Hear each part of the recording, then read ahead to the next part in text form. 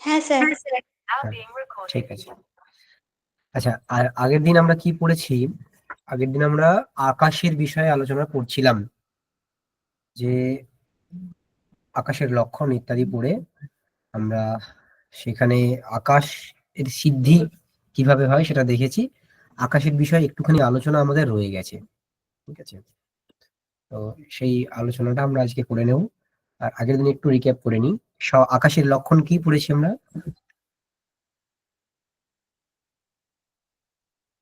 আকাশের লক্ষণ কি পড়েছি? শব্দ গুণাকম আকাশম, এটা আকাশের পরিচয়। যদি আমরা লক্ষণ বলি কিভাবে বলতে হবে? শব্দ গুণকত্বম শব্দ গুণকত্বম আকাশস্য লক্ষণম। হ্যাঁ, শব্দ গুণকত্বম আকাশস্য লক্ষণম। এ গুণপদটা দেওয়ার তাৎপর্য কি? ভাট্টমতে গুণ হচ্ছে দ্রব্য, হ্যাঁ, তাই ভাট্টমত খণ্ডনের জন্য গুণপদটি দেওয়া। হ্যাঁ, এইটা একটা মত। আর একটা মত আছে, আকাশে একমাত্র বিশেষ গুণ শব্দই থাকে, হুম, অন্য কোনো বিশেষ গুণ থাকে না, তাই সেটা গুণাকম পদটি দেয়। সেটা বোঝানোর জন্য এরকম বলা হয়েছে। ঠিক আছে, তো শব্দ সমবায়ী কারণ। আর শব্দ, শব্দরূপ গুণকে যে জন উৎপন্ন করে সে হচ্ছে আকাশ। এই রূপে যখন আমরা ব্যুৎপত্তি করি তাতে করে আকাশ মানে দাঁড়ায় শব্দ সমবায়ী কারণ। তারপর সেই শব্দের সমবায়ী কারণ রূপে আকাশের সিদ্ধি হয়, সেটা আমরা দেখেছি আগের দিন। আচ্ছা, আজকে সেই আকাশের কিছু পরিচয় ইনি দিচ্ছেন। এর আগের যে দ্রব্যগুলো আমরা পড়েছি কি কি, পৃথিবী, জল, তেজ, বায়ু। সেই পৃথিবী, জল, তেজ, বায়ু প্রত্যেকটা দ্রব্যকে দুই ভাগে ভাগ করা হয়েছিল, নিত্য এবং অনিত্য। তারপরে আবার তিন ভাগে ভাগ করা হয়েছিল, শরীর, ইন্দ্রিয়, বিষয় রূপে। মানে তাদের অবান্তর বিভাগ ছিল। ঠিক আছে, পৃথিবী, জল, তেজ, বায়ুর অবান্তর বিভাগ ছিল। যে আকাশের কি এরকম অবান্তর বিভাগ আছে? তার উত্তর না। গ্রন্থকার নিজেই দিচ্ছেন, না, নেই। কেন? দেখুন, ননু আকাশম অপি পৃথিব্যাদিবৎ নানা কিম। আকাশম অপি, আকাশও কি পৃথিবী প্রভৃতির মতো নানা? নানা মানে অনেক।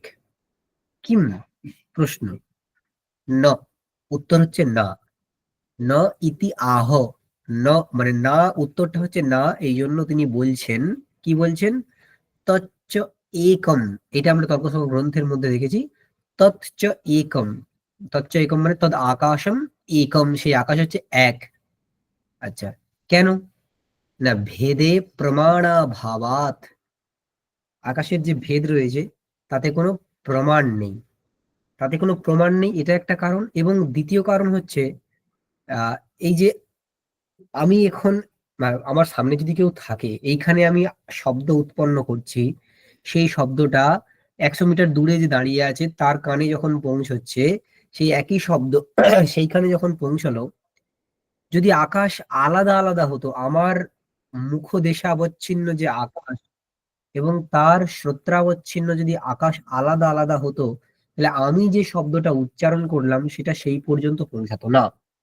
যেহেতু পৌঁছায়, তাই আমার মুখবর্তী আকাশ এবং তার শ্রোত্রবর্তী আকাশ এ দুটোকে এক বলে মানতে হবে। সেই জন্য সমগ্র জায়গা জুড়ে যে আকাশ রয়েছে সেটা আলাদা আলাদা নয়, সেটা একই। এক বলেই কিন্তু সব জায়গায় শব্দের উপলব্ধি হয়। ঠিক আছে, একত্বাদ এব, একত্ব বশতই সর্বত্র শব্দ উপলব্ধি। সব জায়গায় শব্দের উপলব্ধি হয়, এই কারণে বিভুত্বম অঙ্গীকর্তব্যম, আকাশের বিভুত্বকেও স্বীকার করতে হবে। কেবল একত্ব মানে আকাশ কেবল এক এইটাই নয়, আকাশকে বিভু বলেও স্বীকার করতে হবে। ঠিক আছে, কেন? কারণ এইখানে উচ্চারিত শব্দ অন্য জায়গায় শোনা যায়। যদি আকাশ, ওই আকাশ এই আকাশ এক না হতো, তাহলে সেই আকাশ সেখানে এখানে উচ্চারিত শব্দের শ্রবণ ওইখানে হতো না। কারণ এই আকাশ আলাদা ওই আকাশ আলাদা, এরকম হয়ে যেত। ঠিক আছে, এই কারণে আকাশের বিভুত্ব স্বীকার করতে হবে। সঙ্গে সঙ্গে প্রশ্ন আসে, বিভু মানে কি? বিভু মানে কি? উনি নিজেই উত্তর দিচ্ছেন, সর্বমূর্ত দ্রব্য সংযোগিত্বম বিভুত্বম। সর্বমূর্ত দ্রব্য সংযোগিত্বম। সংযোগিত্বম মানে কি? আচ্ছা, संयोगः संयोगः संयोगित्वम মানে সংযোগ। কোন নিয়ম অনুসারে পেলাম? विशिष्टाद् भावप्रत्ययः विशेषणम् अवगाहते। হ্যাঁ, বিশিষ্টাৎ ভাব প্রত্যয় বিশেষণ অবগাহতে, এই নিয়ম অনুসারে সংযোগিত্বম মানে সংযোগ। সমস্ত মূর্ত দ্রব্যের সহিত সংযোগ যার থাকে সে হচ্ছে সর্বমূর্ত দ্রব্য সংযোগী।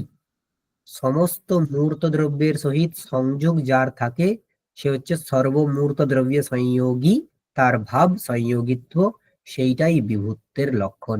তার মানে বিভু যে হবে, বিভু যে হবে সে কেমন হবে?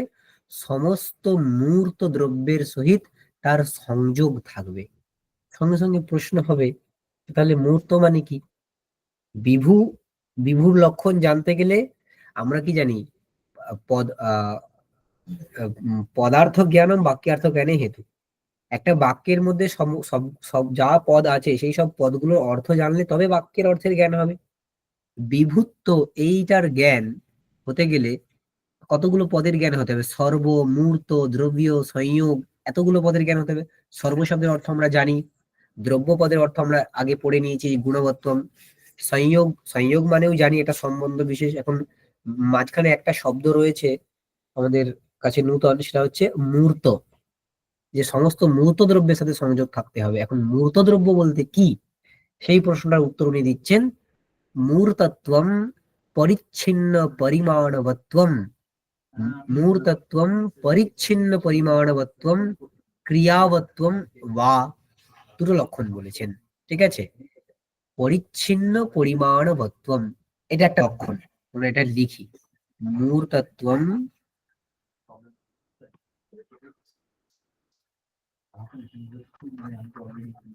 মূর্তত্বম সমান পরিচ্ছিন্ন পরিমাণবত্বম। মানে কি? পরিচ্ছিন্ন পরিমাণ যার আছে, মানে যার পরিমাণটা পরিচ্ছিন্ন, যে দ্রব্যের পরিমাণটা পরিচ্ছিন্ন তাকে পরিচ্ছিন্ন, সে হচ্ছে পরিচ্ছিন্ন পরিমাণবান। তার উত্তর তোয়াল প্রত্যয় করলে পরিচ্ছিন্ন পরিমাণ অবত্বম, ঠিক আছে? যে দ্রব্যের পরিমাণটা হচ্ছে পরিচ্ছিন্ন সেইটাই মূর্ত দ্রব্য। তার মানে পরিচ্ছিন্ন বলতে কি? যাকে মাপা যায়, যার ইয়ত্তা করা যায়, যাকে পরিচ্ছেদ করা যায় কোনো কিছুর দ্বারা, যার পরিচ্ছেদ করা যায়, ঠিক আছে, সে হচ্ছে পরিচ্ছিন্ন। কোনো কিছুর দ্বারা যার পরিচ্ছেদ করা যায় তাকে, সে হচ্ছে পরিচ্ছিন্ন। এখন পরম মহৎ পরিমাণ, বিভু দ্রব্যের পরিমাণ কি হয়? পরম মহৎ। সেই পরম মহৎ পরিমাণ, পরম মহৎ পরিমাণের কিন্তু কোনো পরিচ্ছেদ করা যায় না, কোনো ইয়ত্তা করা যায় না, ঠিক আছে? তাই জন্য সে হচ্ছে অপরিচ্ছিন্ন পরিমাণ। কিন্তু এদিকে আমাদের মধ্যম পরিমাণ মানে মহৎ পরিমাণ, যেটা আমরা বলি মহৎ বা অনুপরিমাণ, এগুলো সব পরিচ্ছিন্ন, আমাদের জ্ঞানের পরিচ্ছিন্ন জ্ঞানের বিষয় হয়।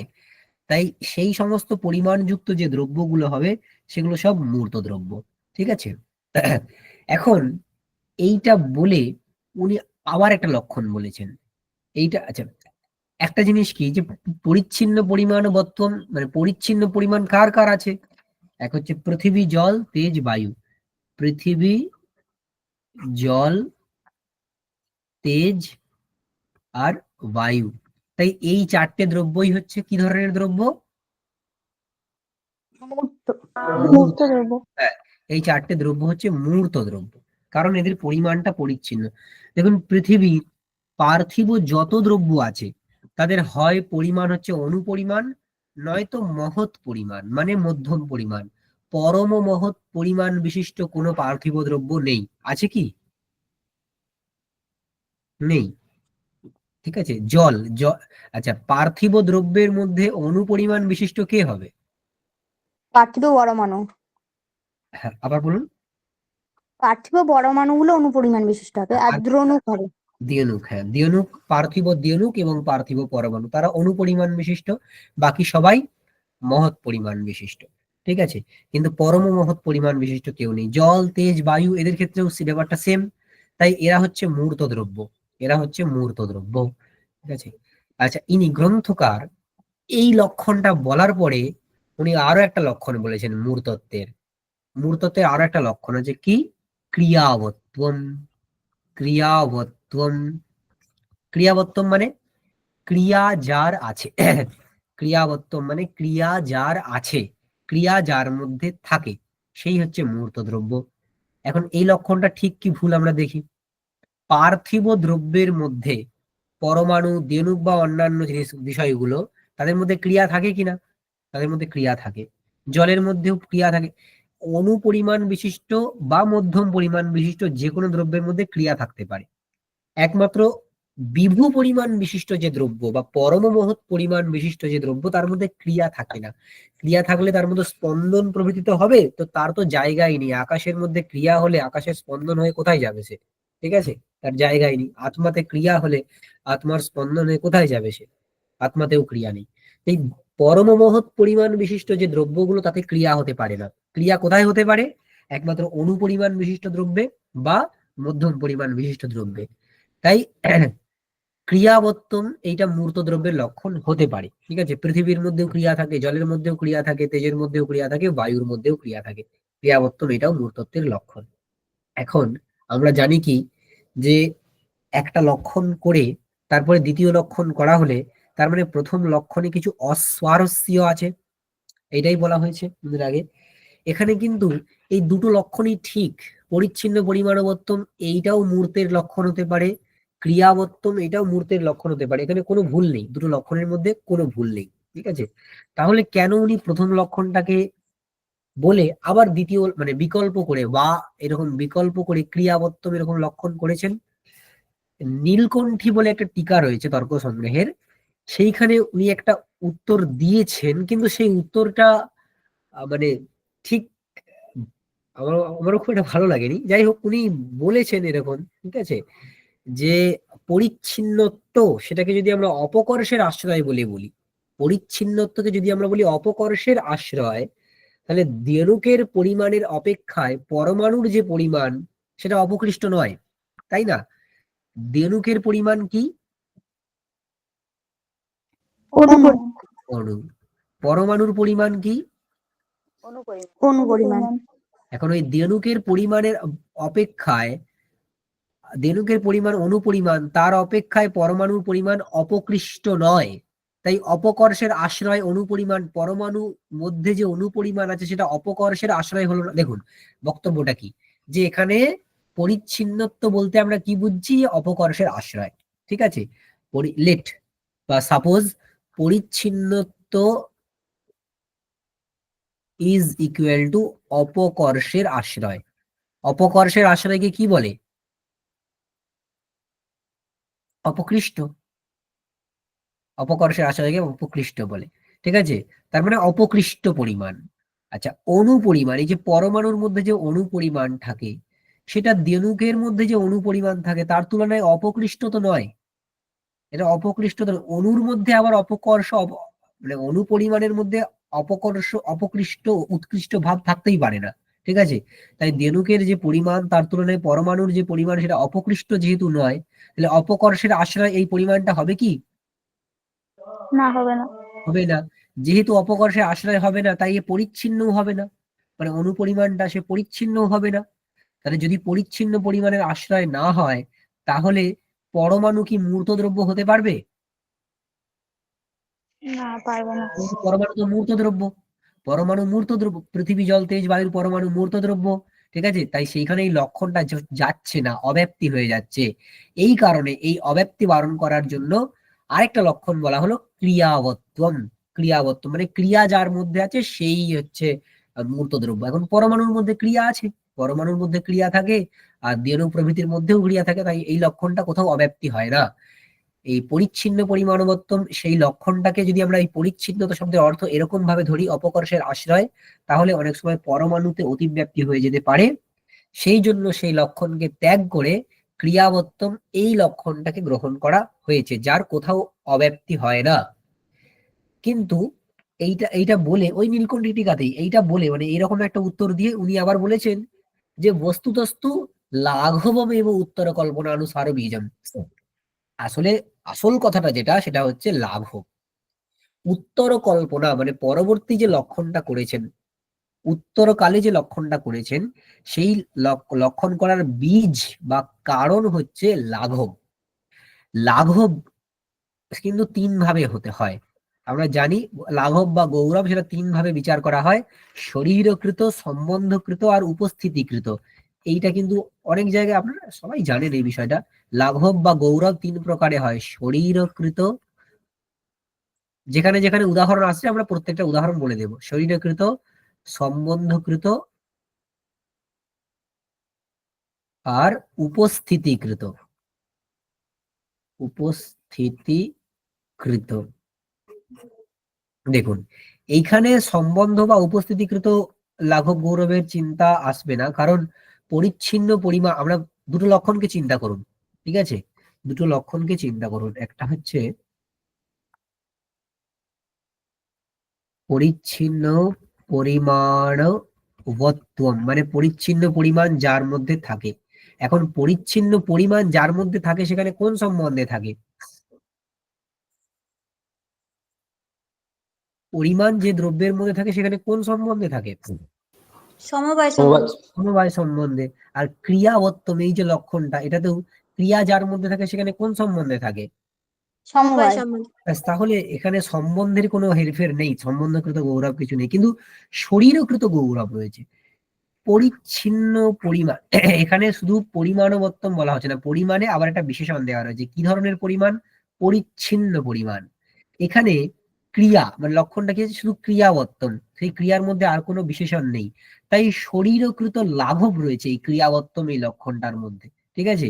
তাই সেই লাঘবের জন্য প্রথম লক্ষণটাকে ছেড়ে দিয়ে দ্বিতীয় লক্ষণটা গ্রহণ করা হয়েছে, পরিচ্ছিন্ন পরিমাণবর্তম অথবা মানে তারপরে দ্বিতীয় ক্রিয়াবর্তম। দুটো লক্ষণই কিন্তু ঠিক, কোনো লক্ষণের মধ্যে ভুল নেই। মানে যদি আমরা নীলকণ্ঠী টিকার যে যুক্তিটা দিয়েছে সেই যুক্তিকে অনুসরণ না করি, মানে পরিচ্ছিন্নতমকে ইকুয়াল টু অপকর্ষের আশ্রয় এইভাবে না কল্পনা করি, তাহলে দুটো লক্ষণই ঠিক, ঠিক আছে? দুটো লক্ষণ ঠিক হলেও দ্বিতীয় যে লক্ষণ, সেই লক্ষণটাতে লাঘব রয়েছে, শরীরকৃত লাঘব রয়েছে, ঠিক আছে? তাই দ্বিতীয় লক্ষণটাকে গ্রহণ করা, মানে প্রথম লক্ষণকে ত্যাগ করে দ্বিতীয় লক্ষণ কল্পনা করার বীজ হচ্ছে এইটা, লাঘব। ব্যাস, এই হয়ে গেল আমাদের মূঢ় তত্ত্বের লক্ষণ, ঠিক আছে? আমরা বিভূত্বের লক্ষণ পড়লাম, আমরা মূঢ় তত্ত্বের লক্ষণ পড়লাম। আচ্ছা, এই প্রসঙ্গে একটা কথা আসে, ভূত দ্রব্য। বিভু মানে কি? আচ্ছা, বিভু দ্রব্য কোনগুলো হবে তাহলে? পৃথিবী, ভাব, তেজ, বায়ু। কাল বিভু, দিক, বিভু বিভু আকাশ কাল দিক আত্মা। আকাশ, কাল, দিক, আত্মা। হ্যাঁ, আকাশ, কাল, দিক, আত্মা। মূর্ত দ্রব্য কি হলো? পৃথিবী, ভাব, পৃথিবী, তেজ, বায়ু। ভাব, তেজ, বায়ু। আর কেউ হবে না? মন। মন। আমরা এখানে সেটা লিখিনি। মনও তো মূর্ত দ্রব্য। মনের মধ্যেও তো ক্রিয়া রয়েছে, মনেরও পরিমাণ তো পরিচ্ছিন্ন, ঠিক আছে? মনের পরিমাণ কি নৈবশিষিক মতে? অনু। অনুপরিমাণ। ঠিক। আচ্ছা, এই প্রসঙ্গে আরেকটা জিনিস যেটা জানা সেটা হচ্ছে ভূত দ্রব্য। ভূত দ্রব্য, ভূত দ্রব্য কোনগুলো?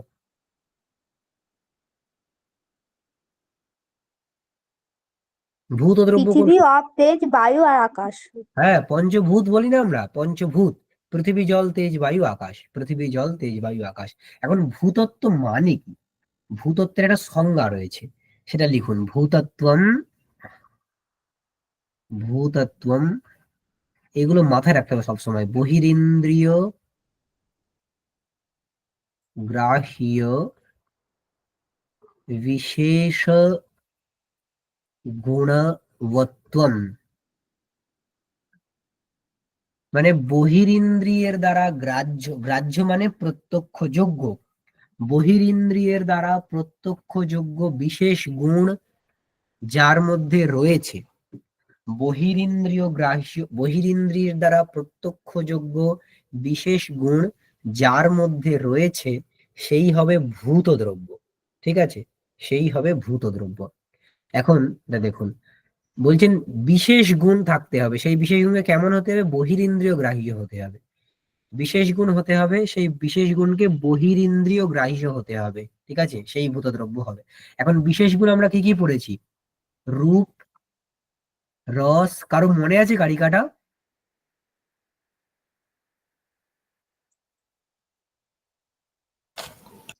रूपम গন্ধ রস স্পর্শ, তারপর स्नेह सांसिद्धिक द्रवः স্নেহ সাংসিদ্ধিকো দ্রবঃ। স্নেহ, बुद्ध्यादि भावनांत আচ্ছা, সাংসিদ্ধিক দ্রবত্ব, আচ্ছা বুদ্ধি থেকে ভাবনা, বুদ্ধি থেকে ভাবনা, আর शब्द আর হচ্ছে শব্দ।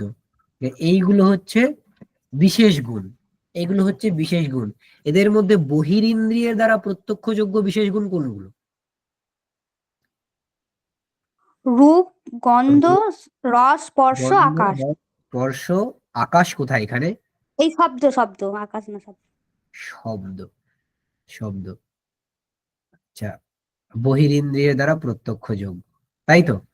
এখন বহিরিন্দ্রিয়ের দ্বারা এই স্নেহ, সাংসিদ্ধিক দ্রবত্ব, এগুলো বহিরিন্দ্রিয়ের দ্বারা প্রত্যক্ষযোগ্য নয়?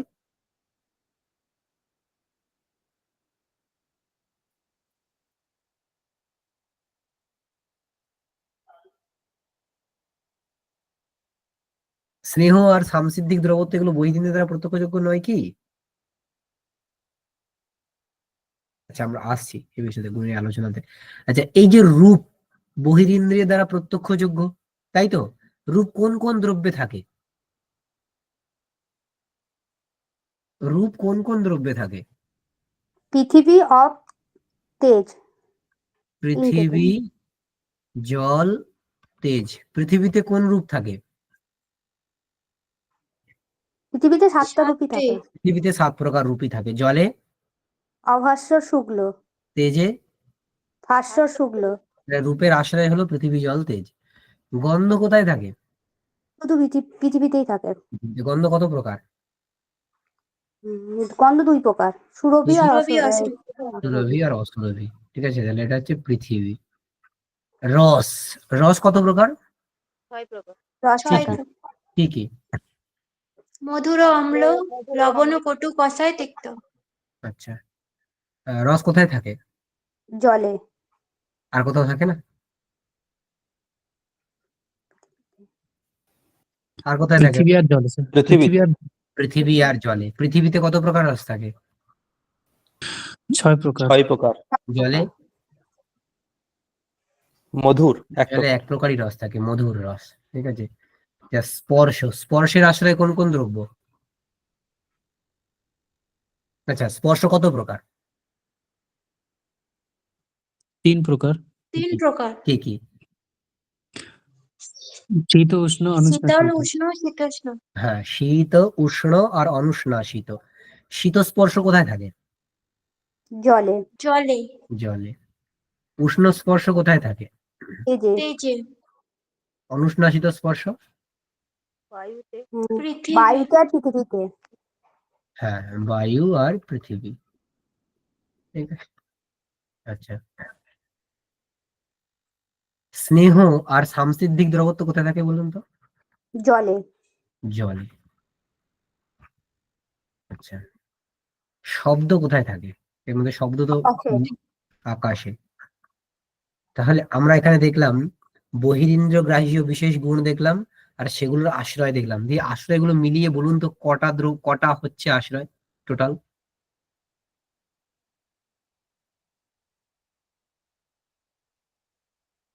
কটা হচ্ছে?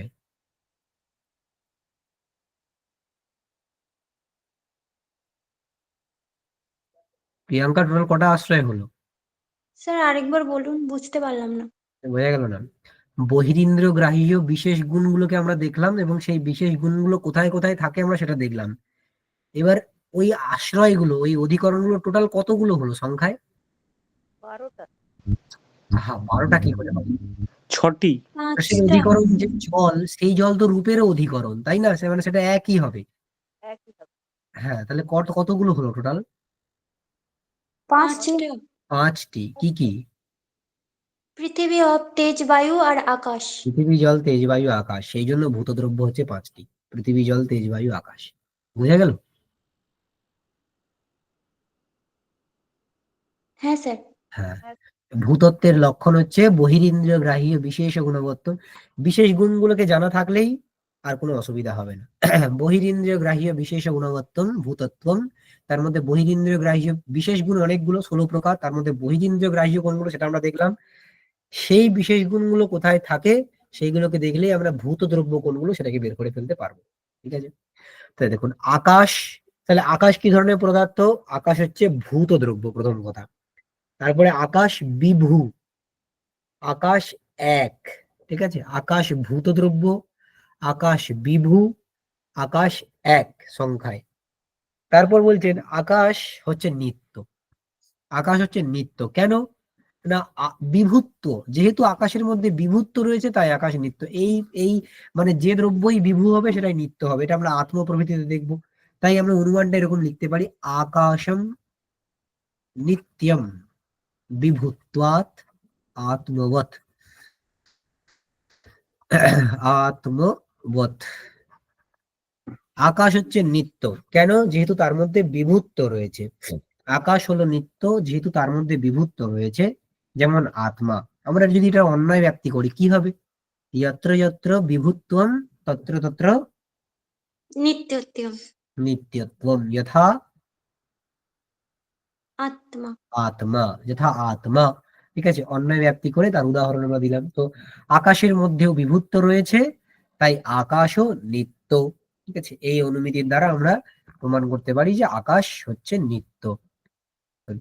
বিভূত্বাদ এব আত্মবৎ নিত্যম, কি বলছেন যে বিভূত্ব বশতই, বিভূত্ব বশতই আত্মবৎ আত্মার মতো নিত্যম নিত্য, আকাশও নিত্য। ঠিক আছে, ইত্যাহ নিত্যম চ। তো এখান থেকে আমরা এই অনুমিতিটাকে বের করতে পারি যে এই আকাশম নিত্যম বিভূত্বাৎ আত্মবৎ। ঠিক আছে, এবার এখানে তো উনি এই যুক্তিটা দিলেন যে যেহেতু বিভু তাই এক, তাই নিত্য। কিন্তু যদি আকাশ অনিত্য হতো, মানে আকাশকে নিত্য অ্যাকচুয়ালি কোন যুক্তিতে স্বীকার করা হয়? আকাশ যদি অনিত্য হতো, যদি আকাশ অনিত্য হতো তাহলে অনিত্য মানে কি? কার্য, তাই তো? অনিত্য মানে কার্যদ্রব্য। কার্য মানে কি? সেটা উৎপন্ন হয়। উৎপন্ন হয় মানেই তার, আচ্ছা, দ্রব্য উৎপন্ন হয় মানেই তার সমবায়ী অসমবায়ী এবং নিমিত্ত কারণ থাকবে, তাই তো? হ্যাঁ, হ্যাঁ, যেমন ধরুন ঘট। ঘট, ঘট কি ধরনের দ্রব্য? কার্যদ্রব্য। কার্যদ্রব্য। কিন্তু মানে 9টা দ্রব্যের মধ্যে কোন দ্রব্য ঘট? পার্থিব। পার্থিব। আচ্ছা, পার্থিব দ্রব্যের সমবায়ী কারণ কে হয়? পার্থিব দ্রব্যের সমবায়ী কারণ পার্থিব দ্রব্যই হয়। জলীয় দ্রব্যের সমবায়ী কারণ জলীয় দ্রব্যই হয়। এবং সেই সমবায়ী কারণটা কিন্তু অনেক হয়, এক নয়। যেমন ঘট, ঘটের সমবায়ী কারণ কে? কপালোদয়। কপালোদয় মানে দুটো কপাল, তাই তো? দুটো কপাল, দুটো কপাল মানে এক নয়, অনেক, তাই তো? তাহলে একাধিক সজাতীয় একাধিক দ্রব্য সমবায়ী কারণ হয়, তাই তো?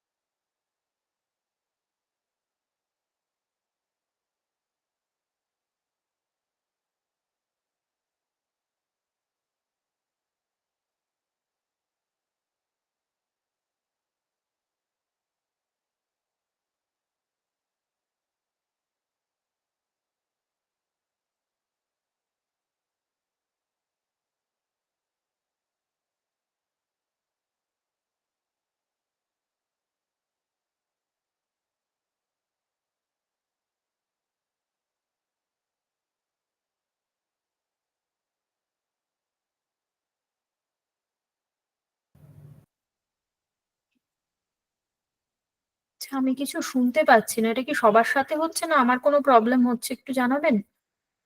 সবার সঙ্গেই মনে হয় হচ্ছে। আচ্ছা, ঠিক আছে।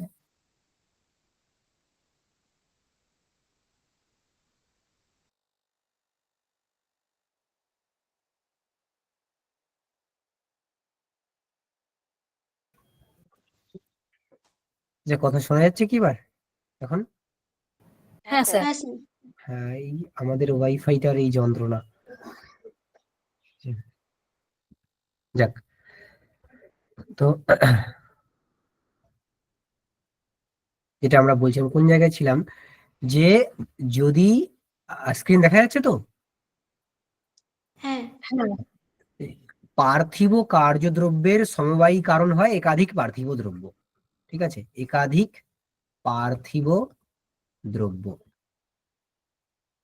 তাহলে আকাশ যদি কার্যদ্রব্য হয়, আকাশ যদি কার্যদ্রব্য হয়, তার সমবায়ী কারণ কে হবে?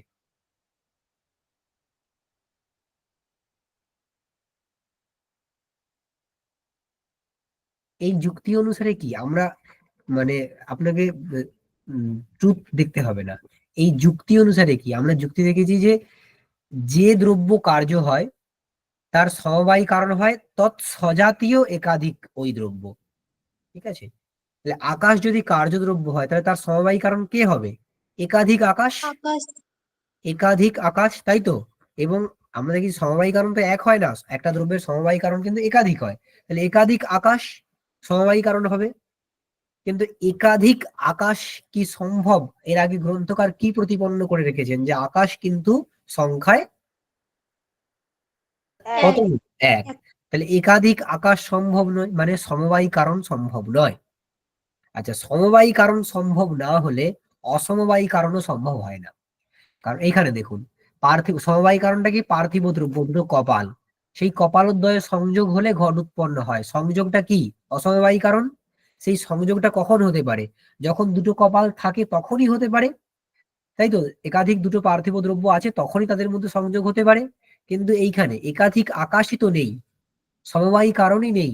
তাহলে সমবায়ী কারণের মধ্যে থেকে অসমবায়ী কারণ উৎপন্ন হবে কি করে? তাই অসমবায়ী কারণ সম্ভব নয়।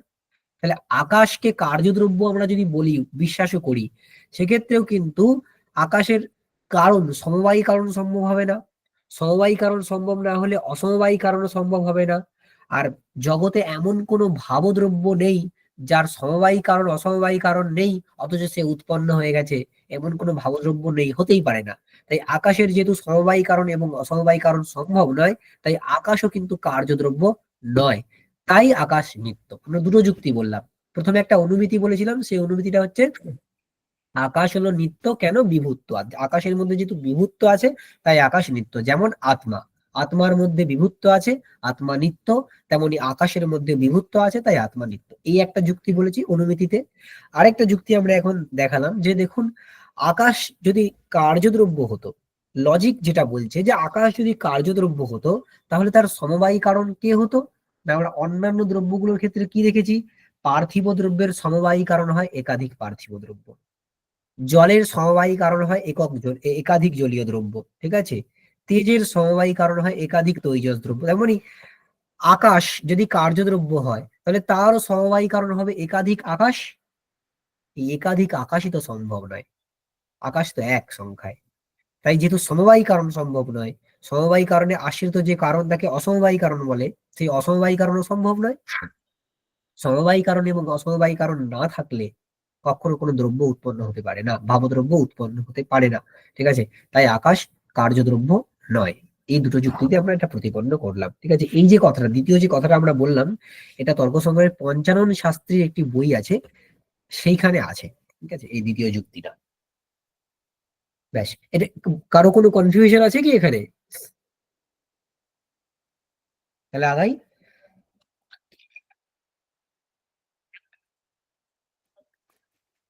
আচ্ছা, আকাশ শ্রোত্রাত্মক আমরা জানি। ঠিক আছে, আকাশ শ্রোত্রাত্মক আমরা জানি, কিন্তু আকাশ তো এক। লাঘব বশত আকাশে কি স্বীকার করে? আকাশ এক স্বীকার করা হয়েছে, কিন্তু আকাশ হচ্ছে আমাদের যে শ্রোত্রেন্দ্রিয়, সেটা কি আসলে? আকাশ। তার মানে আমার ইন্দ্রিয়, মানে আমার যে শ্রোত্র সেটাও আকাশ, আর আপনাদের যে শ্রোত্র সেটাও আকাশ। আকাশ তো সংখ্যায় এক। তাহলে আমার কান আপনাদের কান মানে শ্রবণেন্দ্রিয় সেম হয়ে যেত, মানে আমি যে শব্দ শুনতাম আপনারা সেই শব্দই শুনতেন এট এ টাইম। ঠিক আছে, কিন্তু এমন তো হয় না। পুরুষ ভেদাত শ্রোত্রেন্দ্রিয়ম ভিন্নম ভিন্নম, পুরুষের ভেদ বশত শ্রোত্রেন্দ্রিয় তো ভিন্ন ভিন্ন হয়, অথচ শ্রোত্রেন্দ্রিয় তো আকাশ ভিন্ন অন্য কিছু নয়, আকাশ তো সংখ্যায় এক। তাহলে এই যে অনুপপত্তি, এর উত্তর কি হবে? এর উত্তর বলছেন যে দেখুন, শ্রবণেন্দ্রিয় সেইটা আকাশ, সেটা এক হলেও তার উপাধিগুলো ভিন্ন ভিন্ন। এখানে উপাধিটা কি? শ্রবণেন্দ্রিয়ের উপাধি কি? কর্ণশুষ্কলি। আমাদের কর্ণশুষ্কলিগুলো আলাদা আলাদা। সেই জন্য দেখো, সেই কারণেই কিন্তু এই কর্ণশুষ্কলির জন্যই কিন্তু আমরা অনেকে মানে বধির মানে কানে শুনতে পায় না, কম শোনে, এরকম সমস্যা হয়। দেখুন, আকাশ তো নিত্য, যদি শ্রোত্রেন্দ্রিয় আকাশের স্বরূপ ই হতো, মানে শুধু আকাশ আর কিছু নয়, তাহলে শ্রোত্রেন্দ্রিয় কখনো খারাপ হতো না। কেন খারাপ হতো না? আকাশ নিত্য দ্রব্য, তার মধ্যে বৈকল্য কোনোভাবেই আসতে পারে না, সে খারাপ হতো না। খারাপ কে হয়? কর্ণশুষ্কলি, তার যেটা উপাধি সেটা খারাপ হয়। উপাধির খারাপ হওয়ার কারণে সেই ইন্দ্রিয়টাও খারাপ হয়েছে, এইরকম আমাদের উপচার জ্ঞান হয়। ঠিক আছে, এরকম উপচরিত জ্ঞান হয়। যেমন একটা সমুদ্রের জল, সেখানে কেউ সেই সমুদ্রের জল থেকে কেউ ঘটে করে জল তুলেছে, দিয়ে সমুদ্রেই ফেলা আছে, কেউ বালতিতে করে জল তুলেছে, কেউ অন্য কিছুতে করে জল তুলেছে, সেই সব কটা জল এক, সেম। তথাপি ওই ঘটরূপ উপাধির কারণে আমরা বলতে পারি এটা ঘটীয় জল। আর কেউ বালতিতে করে তুলেছে, সেটা বালতি অবচ্ছিন্ন জল। এইভাবে আলাদা আলাদা করে তাদের ভেদক জ্ঞান হয়। ঠিক তেমনি উপাধির কারণে, ঠিক তেমনি এই সমগ্র আকাশ এক হলেও আমাদের কর্ণশুষ্কলিগুলো প্রত্যেকের আলাদা আলাদা, এইগুলো হচ্ছে উপাধি। এই ভিন্ন ভিন্ন কর্ণশুষ্কলি অবচ্ছিন্ন হওয়ার কারণে শ্রোত্রেন্দ্রিয়ও ভিন্ন ভিন্ন হয়। ঠিক আছে, শ্রোত্রেন্দ্রিয় কিন্তু ভিন্ন ভিন্ন হয়, আদারওয়াইজ আমরা সবাই একই সাথে একই শব্দ শুনতে পেতাম। তাই পুরুষ ও বেদাত এইভাবেই শ্রোত্রেন্দ্রিয় ভিন্ন ভিন্ন হয়, যদিও আকাশ এক। এইভাবে আমরা আকাশের আলোচনাটা মোটামুটি শেষ করলাম। আর শেষে একটা প্রসঙ্গ আছে, আর শ্রোত্রেন্দ্রিয়ের আকাশত্ব সিদ্ধি। শ্রোত্রেন্দ্রিয় যে আকাশ, শ্রোত্রেন্দ্রিয় আমাদের সবারই আছে, আমরা শব্দ শুনতে পাই, কিন্তু সেটা যে আকাশ, এটার প্রতিপন্ন কি করে হবে? তার জন্য একটা যুক্তি আছে, এটা লিখুন। এইটা আপনারা আগে পড়েছেন কি, যদিন্দ্রিয়ম বাহ্য একেন্দ্রিয় গ্রাহ্য যদ্গুণ গ্রাহকম তদ্গুণকম। এই বাক্যটা আমরা আগে লিখেছিলাম, আবার লিখছি একবার। যদিন্দ্রিয়ম মানে যে ইন্দ্রিয়, বাহ্য একেন্দ্রিয় গ্রাহ্য বিশেষ গুণকম, यदिन्द्रियं बाह्य एकेन्द्रिय ग्राह्य विशेष गुणकम तद्गुणकम यथा रूप ग्राहकम चक्षुः रूप गुणकम মানে রূপ গুণ বিশিষ্টম। ঠিক আছে, এই বাক্যটার মানে কি, যে ইন্দ্রিয় বাহ্য একেন্দ্রিয় গ্রাহ্য বিশেষ গুণের, বিশেষ গুণকম হয়ে গেছে, বিশেষ গুণ গ্রাহকম হবে এটা। বাহ্য একেন্দ্রিয় গ্রাহ্য বিশেষ গুণের গ্রাহক হয়, সেই ইন্দ্রিয় সেই গুণ বিশিষ্ট হয়। যেমন রূপ গ্রাহক চক্ষু, রূপ কোন ইন্দ্রিয়ের দ্বারা গ্রহণ করা হয়? চক্ষুর ইন্দ্রিয়ের দ্বারা। তাই চক্ষু হচ্ছে রূপ গুণ বিশিষ্ট। ঠিক আছে, এই যুক্তিটার আধারেই আমরা বলতে পারি শ্রোত্রেন্দ্রিয়ের দ্বারা কার গ্রহণ হয়, বা শব্দের গ্রহণ কোন ইন্দ্রিয়ের দ্বারা হয়? শ্রোত্রেন্দ্রিয়। শ্রোত্রেন্দ্রিয়ের দ্বারা। ঠিক আছে, এবং শব্দের গ্রহণ কিন্তু আর অন্য কোনো ইন্দ্রিয়ের দ্বারা হয় না। তাই বাহ্য একেন্দ্রীয় গ্রাহ্য শব্দ কেমন? বাহ্য একেন্দ্রীয় গ্রাহ্য। কোন ইন্দ্রিয়ের দ্বারা গ্রহণ হয়? শ্রোত্রেন্দ্রিয়ের দ্বারা। তাহলে শ্রোত্রেন্দ্রিয় কোন গুণ বিশিষ্ট হবে? শব্দ গুণ বিশিষ্ট। হ্যাঁ, শ্রোত্র হচ্ছে শব্দ গুণ বিশিষ্ট, তাহলে শব্দ গুণকম। আর আমরা আগে সিদ্ধান্ত কি করে রেখেছি, যে শব্দরূপ গুণ বিশিষ্ট যে দ্রব্য সে কি? আকাশ স্বরূপ। আকাশ। অতএব শ্রোত্র ইজ ইকুয়াল টু আকাশ। অতএব শ্রোত্র ইজ ইকুয়াল টু আকাশ। ঠিক আছে, এইভাবে শ্রোত্রেন্দ্রিয়ের আকাশত্ব সিদ্ধি হয়ে যায়। ব্যাস, এইখানে আমরা আকাশের চ্যাপ্টারটা শেষ করি। আর কিছু আছে কি দীপিকার মধ্যে? ব্যাস এইটুকু। আচ্ছা, এইগুলো ছিল না, শ্রোত্রেন্দ্রিয় আকাশত্ব সিদ্ধি ইত্যাদি বিষয়গুলো ছিল না, তো আমরা এটা অ্যাড করে দিলাম এখানে। ব্যাস, তারপরে এই আকাশের মতোই একটি পদার্থ হচ্ছে কাল, যদিও কাল আর দিক এটা অনেকটা একই ধরনের পদার্থ, ঠিক আছে, একই ধরনের দ্রব্য। আকাশ বিষয়ে কার কোনো প্রশ্ন আছে? ঠিক আছে। কাল, কালের লক্ষণ কি? না, ইনি বলছেন অতীতাদি ব্যবহার হেতু কাল। অতীত প্রভৃতি যে ব্যবহার, অতীত প্রভৃতি ব্যবহার মানে শব্দ প্রয়োগ, অতীত প্রভৃতি শব্দের যে প্রয়োগ, এখানে প্রভৃতি বলতে কাকে কাকে নেব আমরা?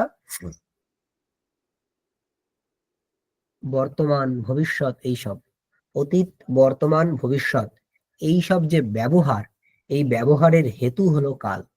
অতীত, বর্তমান, ভবিষ্যৎ এইসব ব্যবহারের যে হেতু সেগুলো হচ্ছে কাল। অতীত কাকে বলে, বর্তমান কাকে বলে, ভবিষ্যৎ কাকে বলে, এইসব বিভিন্ন টিকার মধ্যে আছে, নয়তোবা কোষ ইত্যাদি গ্রন্থে আছে, সেখান থেকে আপনারা দেখে নেবেন, ঠিক আছে। আমি আর বলছি না, অতীতোত্তম, বর্তমান ধ্বংস, প্রতিযোগিতা এইসব রয়েছে। যাই হোক, তো কালের লক্ষণ, তাহলে কালের লক্ষণটা আমরা কি লিখবো? ইনি বলেছেন অতীতাদি ব্যবহার হেতু কাল। আমরা তাহলে লক্ষণটা কি লিখবো কালের?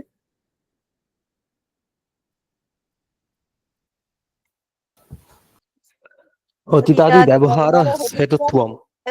হ্যাঁ, অতীতাদি ব্যবহার হেতুত্বম কালস্য লক্ষণম। অতীত, বর্তমান, ভবিষ্যৎ প্রভৃতি যে ব্যবহার, এরূপ যে ব্যবহার, তার হেতু বা কারণ হচ্ছে কাল। কালের কারণেই আমরা অতীত, বর্তমান, ভবিষ্যৎ এইসব শব্দগুলোর ব্যবহার করতে পারি, ঠিক আছে। কালের কারণেই কিন্তু আমরা এইসব শব্দের ব্যবহার করি, তাই এদের এইরূপ ব্যবহারের যে হেতু সেটা হচ্ছে কাল। এখন একটা জিনিস এখানে দেখার, হেতুত্তম, হেতু মানে কি?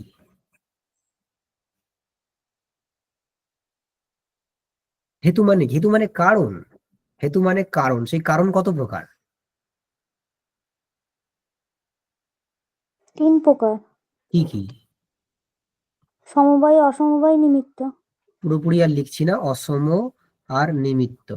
তার মানে হেতুত্তম হচ্ছে ব্যাপক, আর সমবায়ী কারণোত্তম, অসমবায়ী কারণোত্তম, নিমিত্ত কারণোত্তম এরা হচ্ছে ব্যাপক, তাই না?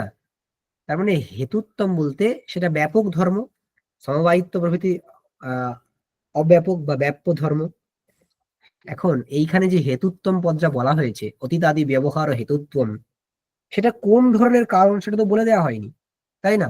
সেটা কোন ধরনের কারণ সেটা আমি বলছি এটার অতীত প্রভৃতি ব্যবহারের যে কারণ, কারণ তো অনেক রকম হয়, সমবায়ী কারণ, অসমবায়ী কারণ, নিমিত্ত কারণ। কোন ধরনের কারণ সেটা উনি ফিক্সড করে বলে দেননি, তাহলে আমরা যে কোনো কারণ নিতে পারি, ঠিক আছে। যে কোনো কারণ নিলে তাহলে কি হবে? আকাশে অতিব্যাপ্তি হয়ে যাবে, আকাশে অতিব্যাপ্তি হয়ে যাবে। কেন? কারণ ব্যবহার, এই যে অতীতাদি ব্যবহার, এটা কেমন? শব্দাত্মক, তাই তো। অতীতাদি ব্যবহার শব্দাত্মক। শব্দের সমবায়ী কারণ কে হয়? আকাশ। আকাশ। তাহলে হেতু পদের দ্বারা যদি আমরা সমবায়ী কারণকে ধরে নিই, তাহলে অতীতাদি ব্যবহারের সমবায়ী কারণ কে হয়ে যাবে? আকাশ হয়ে যাবে। অতীতাদি ব্যবহারের হেতু হয়ে গেল আকাশ। তাহলে কালের এই যে লক্ষণ অতীতাদি ব্যবহার হেতুত্বম, এটা কোথায় চলে যাবে? আকাশে অতিব্যাপ্তি আকাশে। হবে। আকাশে অতিব্যাপ্তি হয়ে যাবে, ঠিক আছে। সেই অতিব্যাপ্তি বারণ করার জন্য আমাকে হেতুত্তম বলতে কি বলতে হবে? নিমিত্ত কারণ। সেই সেই অতিব্যাপ্তি বারণ করার জন্য এখানে আমাকে হেতুত্তম বলতে হবে নিমিত্ত কারণ, ঠিক আছে। তাহলে লক্ষণটার হেতুত্তম না রেখে আমরা কি লিখবো? অতীতাদি ব্যবহার নিমিত্ত হেতুত্বম। অতীতাদি ব্যবহার, অতীতাদি ব্যবহার নিমিত্ত হেতুত্বম বা নিমিত্ত কারণোত্তম, যা খুশি লিখতে পারেন, ঠিক আছে। তাহলে হেতুত্বমের একটা বিশেষণ হিসেবে আমরা নিমিত্ত পদটাকে কেন যোগ করলাম? যাতে লক্ষণটা আকাশে অতিব্যাপ্তি না হয়। হ্যাঁ, যাতে লক্ষণটা আকাশে অতিব্যাপ্তি না হয়, ঠিক আছে। নিমিত্ত হেতুত্বম। আচ্ছা, স্যার এখানে তথাপি অতিব্যাপ্তি হওয়ার কারণটা আরেকবার বলবেন, গুলিয়ে গেল, ঠিক বুঝতে পারলাম না। দেখুন, এর আগে লক্ষণটা কি ছিল? এইটা। এর আগে লক্ষণটা ছিল এইটা, অতীত আদি ব্যবহার হেতুত্বম কালস্য লক্ষণম। তার মানে কি?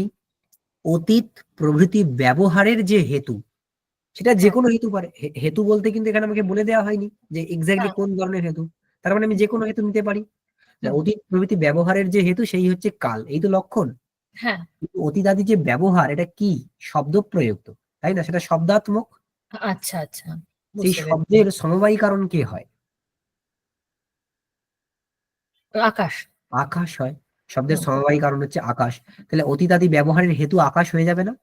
হ্যাঁ, বুঝতে পেরেছি। হয়ে যাবে তো। মানে ওই হিসেবে শব্দাত্মক বললেন, ওইখানটা আমি বুঝতে পারিনি তো।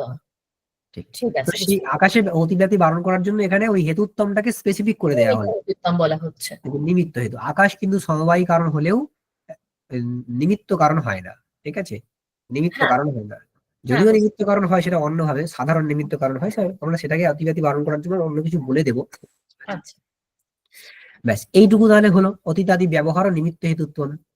আচ্ছা, যদি আমরা এইটুকু বলি এইটা হচ্ছে কালের লক্ষণ, তথাপি অতিব্যাপ্তি হবে। কোথায় অতিব্যাপ্তি হবে? আমরা জানি কার্যমাত্রের সাধারণ নিমিত্ত কারণ আছে কতগুলো? কার্যমাত্রের সাধারণ নিমিত্ত কারণ কতগুলো? মানে সমস্ত কার্যের প্রতি তারা নিমিত্ত কারণ হয়, তাদেরকে সাধারণ নিমিত্ত কারণ বলে। 9টি। না, 8টা। 8টা কি কি? কারো জানা আছে? ঈশ্বরের হ্যাঁ হ্যাঁ, জ্ঞান, বলুন বলুন। ঈশ্বর, ঈশ্বরের জ্ঞান, ঈশ্বরের ইচ্ছা, ঈশ্বরের প্রযত্ন। 4টে হলো। আকাশ, কাল, দিক এবং প্রাগভাব। ঠিক আছে? এই 8 প্রকার নিমিত্ত কারণ হয়। সেটা হচ্ছে সাধারণ নিমিত্ত কারণ, যে কোনো কার্যের প্রতি এরা নিমিত্ত কারণ হয়। ঠিক আছে? তাহলে ঈশ্বরও নিমিত্ত কারণ হবে। অতীতাদি ব্যবহারের প্রতি সাধারণ নিমিত্ত কারণ ঈশ্বর হবে কিনা? হ্যাঁ তাহলে ঈশ্বর আদিতে এই লক্ষণটা চলে যাবে না? অতীতাদি ব্যবহার ও নিমিত্ত হেতুত্ব হ্যাঁ চলে যাবে। সেইটা বারণ করার জন্য, সেই অতিব্যাপ্তি বারণ করার জন্য একটা পদ বলে দিলেই হবে নিমিত্তের আগে। সেটা কি? কারো মাথায় আসছে? ঈশ্বর প্রভৃতি তারা কি ধরনের নিমিত্ত কারণ হয়? অসাধারণ পদটা দিয়ে দিলে। হ্যাঁ, অসাধারণ পদটা দিয়ে দিলেই আর অতিব্যাপ্তি হবে না। ঈশ্বর প্রভৃতি নিমিত্ত কারণ হয় কি ধরনের নিমিত্ত কারণ? সাধারণ নিমিত্ত। এইখানে অতীতাদি ব্যবহারের মানে নিমিত্ত কারণ যে কাল হয়, কাল জেনারেলি সমস্ত কার্যের প্রতি সাধারণ নিমিত্ত কারণ হয়, কিন্তু অতীতাদি ব্যবহারের প্রতি অসাধারণ নিমিত্ত কারণ। অতীতাদি ব্যবহারের প্রতি অসাধারণ নিমিত্ত কারণ হয় কাল। তাই নিমিত্ত হেতুত্বের আগে অসাধারণ পদটাকে দিয়ে দিতে হবে। তাহলে অতীতাদি ব্যবহার অসাধারণ নিমিত্ত হেতুত্বম। অসাধারণ নিমিত্ত হেতুত্বম। এইটা হচ্ছে কালের লক্ষণ হয়ে গেল। ঠিক আছে? এইটা কালের লক্ষণ হয়ে গেল। তথাপি অতিব্যাপ্তি হবে কোথায়?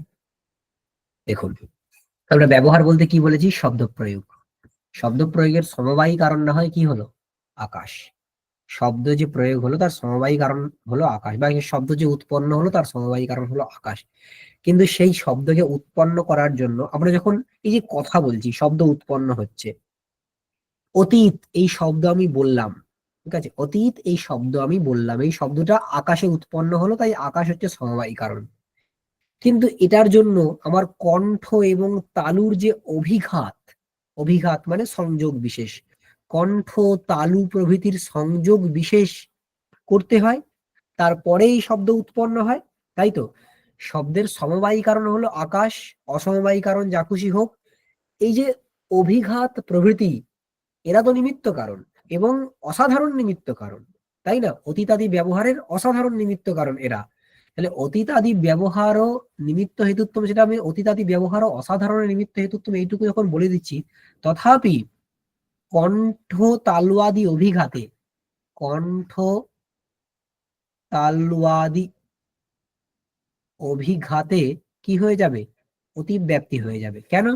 কারণ শব্দ, যে কোনো শব্দ, শুধু অতীত প্রভৃতি কেন, যে কোনো শব্দ আমরা মুখ দিয়ে যখন উচ্চারণ করি, সেই উচ্চারণের প্রতি নিমিত্ত কারণ কণ্ঠ তালুয়াদি সংযোগ, কণ্ঠ তালুয়াদি অভিঘাত হয়। এবং সে কি ধরনের নিমিত্ত কারণ? অসাধারণ নিমিত্ত কারণ। যেহেতু সাধারণ নিমিত্ত কারণের মধ্যে সে পড়ে না, তাই অসাধারণ নিমিত্ত কারণ। অতীতাদি ব্যবহারের প্রতি অসাধারণ নিমিত্ত কারণ যেমন কাল হয়, তেমন এটাও হবে, কণ্ঠ তালুয়াদি অভিঘাতও তো হবে। তাহলে এখানে লক্ষণটার অতিব্যাপ্তি হয়ে যাবে না? হ্যাঁ অতিব্যক্তি হয়ে যাবে। সেই অতিব্যক্তি বারণ করার জন্য এখানে বিভুত্বে সতি এই পদটা যোগ করতে হবে। বিভুত্বে সতি মানে যে বিভু এবং অতীতাদি ব্যবহারের অসাধারণ নিমিত্ত হেতু। ঠিক আছে, বিভু পদটা যদি আমরা বলে দিই তখন আর এখানে অতিব্যক্তি হবে না, কারণ এ তো বিভু পদার্থ নয়। কণ্ঠ তালু আদির যে অভিঘাত, এখানে কণ্ঠ তালু এবং তাদের যে সংযোগ, তারা কেউ বিভু নয়। ঠিক আছে, তাই সেখানে আর লক্ষণটা যাবে না। তাহলে আমাকে লক্ষণের মধ্যে কি যোগ করতে হবে? বিভুত্বে সতি। বিভুত্বে সতি, বাকিটা যেমন ছিল তেমন। অতীত আদি ব্যবহারও অসাধারণ নিমিত্ত হেতুত্বম, এরকম যোগ করবে। এখন আমাদের পুরো লক্ষণটা চলে এলো। তাহলে কালের সম্পূর্ণ লক্ষণটা অ্যাকচুয়ালি কি? বিভুত্বে সতি অতীতাদি ব্যবহার অসাধারণ নিমিত্ত হেতুত্বম। বিভুত্বে সতি অতীতাদি ব্যবহার অসাধারণ নিমিত্ত হেতুত্বম কালস্য লক্ষণম, এরকম বলতে হবে। ঠিক আছে, বেশ। দেখুন এখানে আমরা 3-4টে স্টেপ দেখলাম। যে প্রথমে ছিল অতীতাদি ব্যবহার হেতুত্বম, সেই হেতুত্বমকে আমরা আরো স্পেসিফিক্যালি বলে দিলাম যে ওটা নিমিত্তম, নিমিত্ত হেতুত্বম, অন্য কোনো হেতুত্বম নয়। তারপরে আরো স্পেসিফিক্যালি বলা হলো যে ওটা অসাধারণ নিমিত্ত হেতুত্বম, সাধারণ নিমিত্ত কারণ নয়, অসাধারণ নিমিত্ত কারণ। ঠিক আছে, তারপরে আর কি বলা হলো? যে বিভুত্বে সতি এই পদটা যোগ করতে হবে। বিভুত্বে সতি অতীতাদি ব্যবহার অসাধারণ নিমিত্ত হেতুত্বম, এটা বলা হলো। ঠিক আছে, এগুলো সব অ্যাড করা হয়েছে। এবং এখানে অতীতাদি পদটা কেন বলা হয়েছে? অতীতাদি পদটা বলা হয়েছে যাতে মানে প্রাচ্যাদি এইটা গ্রহণ করে দিকে অতিব্যাপ্তি না হয়ে যায়। যদি অতীতাদি পদটা আমরা না বলি, আমরা কেবল বলি বিভুত্বে সতি ব্যবহার অসাধারণ নিমিত্ত হেতুত্বম, মানে যে বিভু এবং ব্যবহারের প্রতি অসাধারণ নিমিত্ত হেতু, তাহলে দিকে লক্ষণটা চলে যাবে। কেন? কারণ দিক হচ্ছে বিভু দ্রব্য, এবং সে প্রাচী প্রভৃতি যে ব্যবহার, সেই ব্যবহারের প্রতি অসাধারণ নিমিত্ত হেতু হয়, তাই সেইখানে লক্ষণটা চলে যাবে। সেই দিকে বারণ করার জন্য, দিকে অতিব্যক্তি বারণ করার জন্য এখানে অতীতাদি পদটা বলা হয়েছে। ঠিক আছে, তাহলে কালের সম্পূর্ণ লক্ষণটা কি দাঁড়ালো?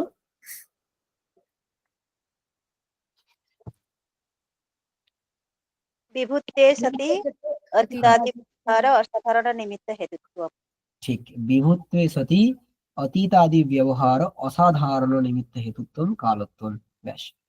এই যে কাল, এই কাল কিন্তু সংখ্যায় 1। এই কাল সংখ্যায়, আমরা দীপিকাতে আসি, এই কাল সংখ্যায় 1। ঠিক আছে, আচ্ছা, সর্বাধার কাল এই যে কাল, এ হচ্ছে সবকিছুর আধার। আচ্ছা, সচ এক তর্কের মধ্যে সচ এক মানে সেই কাল হচ্ছে 1। সচ এক 1। আর কেমন? বিভু, বিভু মানে সমস্ত মূর্ত দ্রব্যের সাথে সংযুক্ত বিভু। আর কেমন? যেহেতু বিভু, তাই সে মানে কোন পরিমাণ বিশিষ্ট হবে, এই সরি কেমন হবে তার স্ট্যাটাসটা? না, সে হচ্ছে নিত্য। যেহেতু বিভু, তাই সে নিত্য। এই জগতে বিভু পদার্থ যেই আছে, সে কেমন? সে কিন্তু নিত্য। ঠিক আছে, বিভু মানেই সে নিত্য হবে। ব্যাস। সচ্ছে এক বিভু নিত্যশ্চ, সে এক, বিভু এবং নিত্য। এটা হয়ে গেল। আচ্ছা, এখানে দীপিকাতে কি বলছেন? সর্বাধার কাল, এই যে কাল, এ হচ্ছে সবকিছুর আধার।